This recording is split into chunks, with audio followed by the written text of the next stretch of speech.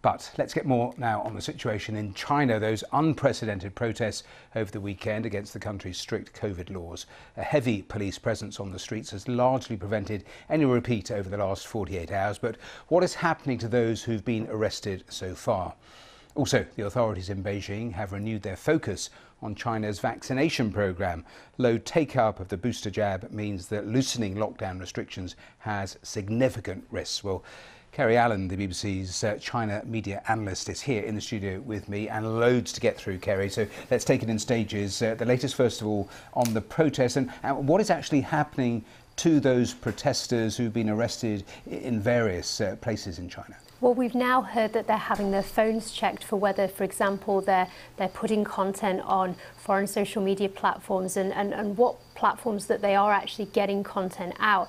So there's very much an attempt to control the narrative.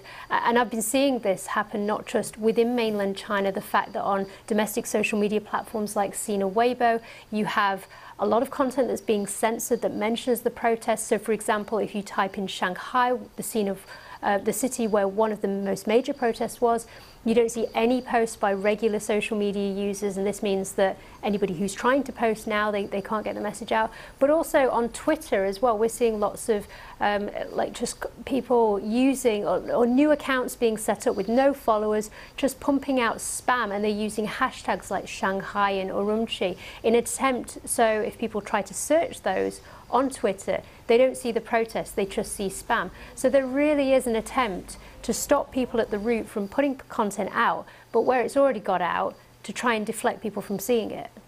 There were reports also that university students were being sent back to their hometowns. What are you hearing about that? And what is state media saying about this? How much of this is being reported, if any? Well, it very much feels like that there is a lot of tension in lots of major cities about cases growing and people being forced into quarantine. And yes, this anger of people wanting to take to the streets and protest. So what I've been seeing in the last 24 hours in Guangzhou, a major city, the epicenter really at the moment in China, suggestions that silent carriers of the virus can isolate at home as opposed to being sent to a quarantine center. And a similar story starting to happen in Beijing. So these are being presented in local communities as eased, relaxations of those that were in place before, where you literally have to be confined to a quarantine centre. That being said, at the same time, all I've seen over the last few weeks is the number of lockdowns, localised lockdowns. So we're talking streets and apartment complexes.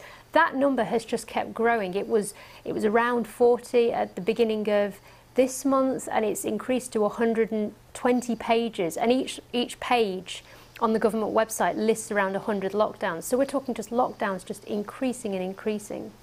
And of course, that has brought the focus, and that's why we've seen the protests on the streets in terms of people desperate for an easing of that. And I suppose we had the World Cup going on. We saw those pictures from Qatar a little earlier. It is fascinating. I was looking at pictures yesterday about the censorship that is going on. Just take me through that, because I was really surprised. I watched two different feeds of the same sequence of a match, one being shown to the rest of the world and one what they were actually seeing in China. Yes, I didn't believe it myself until I watched it for myself, and I know other China specialists within the BBC feel the same, that CCTV, the domestic broadcaster, the state broadcaster, has been attempting not to show spectators in its coverage of the World Cup, as opposed to foreign broadcasters which have shown scenes of celebration.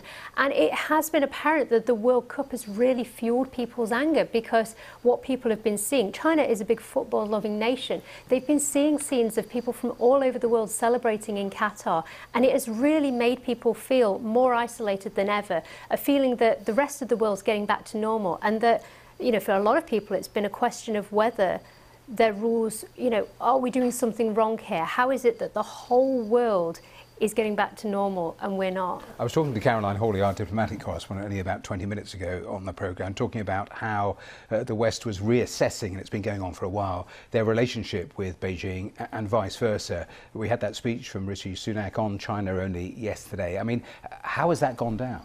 It's not gone down very well whatsoever. There has been a report already from the Global Times which is very staunchly anti-West, and that hasn't favoured Rishi Sunak's comment that the golden era is over. And I think back to around 2015, 2016, this was a phrase that you'd hear a lot in Chinese media and in British media, and it really solidified a relationship between China and the UK, that they could do a lot together, that the two countries had strong relations. But that relationship has been fraught with the pandemic, China becoming more closed off. It's been frustrated with Western governments not doing what it's done. It's seen them as very not very correct in the way that there have been spiralling deaths in the US, for example, and there have been concerns about not only with the supply chains being disrupted, but also just that relationship as a whole. So the ties have been fractured between China and the UK, and this feels like a very tense time. It feels like you don't hear that relationship is over. I mean, I don't know what could happen next, but these are strong words from Sunak, and it's a question of how China will respond. Yes, some very significant moments in terms of what we're seeing in China and the ramifications internationally. Kerry, thanks for taking us through all those different areas of the story. Kerry Allen there from the BBC's China Media Analysis Unit.